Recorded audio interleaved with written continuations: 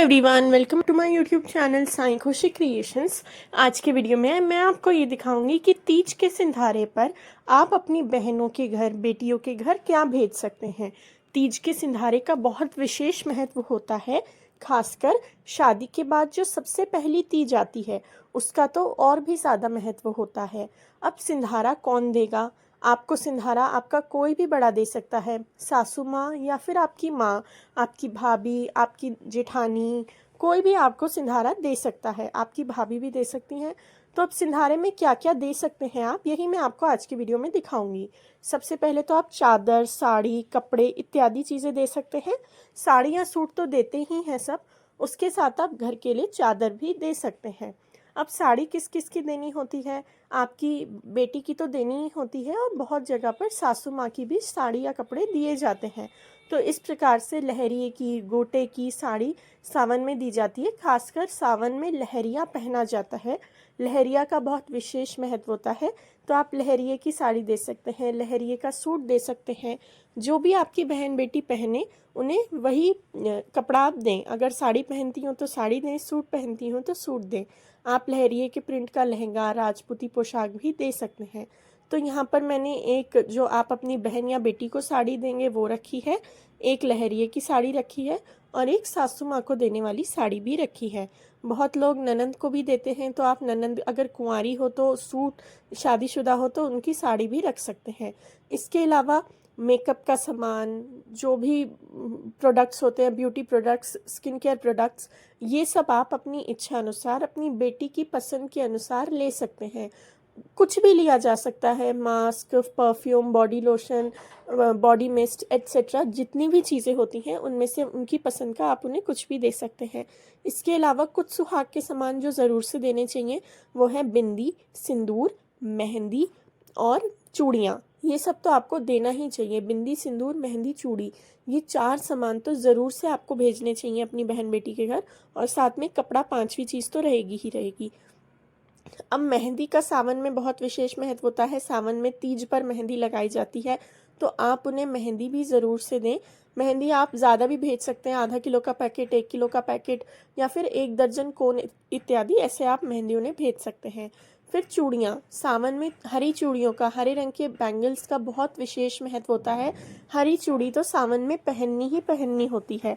इसी के साथ साथ आप जो साड़ी दे रहे होंगे उसके मैचिंग के बैंगल्स भी आप रख सकते हैं। और लाख का चूड़ा दे सकते हैं।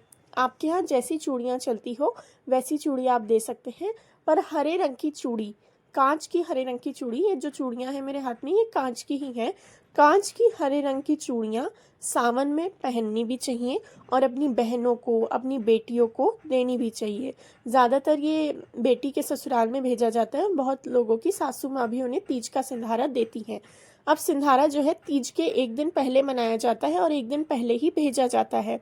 अगर 1 दिन पहले नहीं हो, ससुराल दूर हो, तो आप ऑनलाइन भी भेज सकते हैं। अमेज़ॉन, मिंत्रा एट्सेट्रा से ये सब सामान खरीद के उनके घर भेज सकते हैं, या फिर आप जो है कोरियर भी लगा सकते हैं। इस प्रकार से लाख का चूड़ा लिया जा सकता है। कांच की चूड़ियाँ जैसा मैंने बताया वो तो ज़रूर से पहननी चाहिए सावन के महीने में। और मेहंदी ज़रूर से लगाई जाती है तीज पर, तो आप मेहंदी भी ज़रूर से भेजें। यहाँ पर मैंने 1 कोन ही लिया है क्योंकि अभी मेरी उतनी ही रिक्वायरमेंट थी। आप जो है जो सूखी मेहंदी आती है जिससे नुए यानी पोरवे किए जाते हैं, वो आधा किलो, 1 किलो या 250 ग्राम ऐसे कर करके भेज सकते हैं। तो मेहंदी आपको ज़रूर से लेनी है।